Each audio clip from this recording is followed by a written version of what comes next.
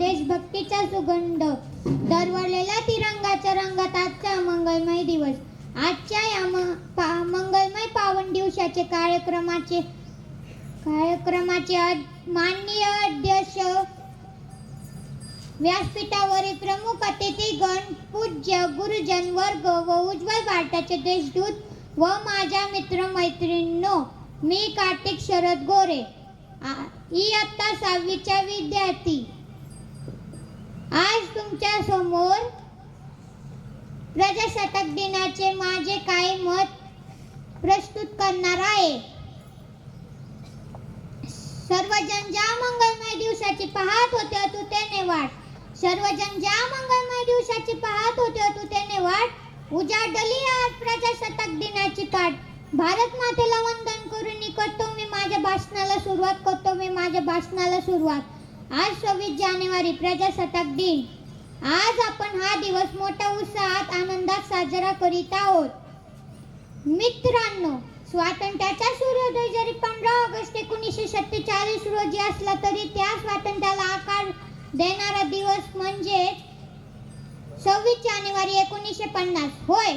Doctor Babasaheb आंबेडकरांच्या हातून मूळ स्वरूपात आलेली राज्यघटना 26 जानेवारी 1950 रोजी लागू झाली आणि आपला भारत देश लोकशाही प्रजासत्ताक देश बनला.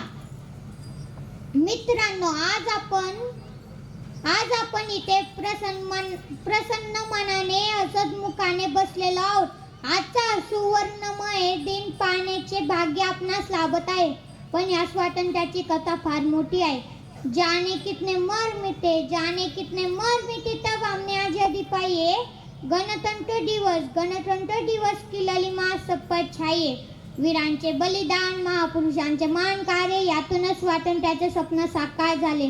महापुरुषांना, क्रांतिकारकांनी या देशासाठी आपले जीवन वेचले व बलिदान दिले.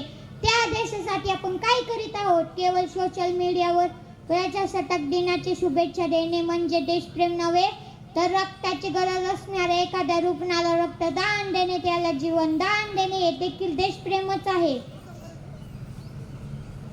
प्रदूषणाने ग्रासलेल्या वसुंधरेला एखादे रोप लावून त्याला नवसंजीवन देणे हे देखील देशप्रेम आहे. आपल्या घरातील परिसरातील कचरा इकडे तिकडे न फेकता स्वच्छतेत योगदान देणे हे देखील देशप्रेमच आहे. छत्रपती शिवाजी महाराजांचे गड किल्ल्यांचे रक्षण करणे, ऐतिहासिक वस्तूंचे जतन करणे, नैसर्गिक आपत्तीच्या वेळी गुरुजनांना मदत करणे, पाण्याचे जपून वापर करणे, सार्वजनिक वस्तूंचे नुकसान न करणे, वाहतुकीच्या नियमांचे पालन करणे हे देखील देशप्रेमच आहे. मित्रांनो, आजच्या काळात भ्रष्टाचार आणि गरिबी हे देशाच्या विकासाच्या आड आहेत. ते थांबण्यासाठी आपण वाटचाल केली पाहिजे. आपल्या देशहितकारक काम करण्याची प्रतिज्ञा घेऊन आपल्या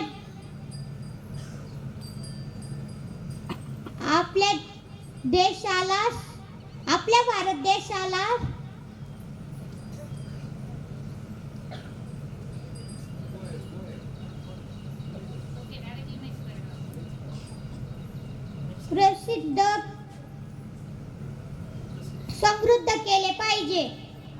समृद्ध केले पाहिजे. ही देशासाठी आपली खरी मानवंदना ठरेल. मित्रांनो, स्वातंत्र्य मिळवून देणाऱ्या महापुरुषांना, क्रांतिकारकांना मी आदरांजली वाहतो. भारतीय रत्न लिहिणाऱ्या भारतरत्न डॉक्टर बाबासाहेब आंबेडकरांना मी आदरांजली वाहतो. सीमेवर लढणाऱ्या भारत मातेचे रक्षण करणारे सर्व जवानांना मी सादर प्रणाम करतो. मी शेवटी एवढेच म्हणेल की उत्सव तीन रंगाचा आभाळी सजला. नतमस्तक मी त्या सर्वांना ज्यांनी भारत देश घडवला व सर्वात शेवटी भारत मातेला वंदन करून मी माझ्या भाषणात पूर्ण विराम देतो.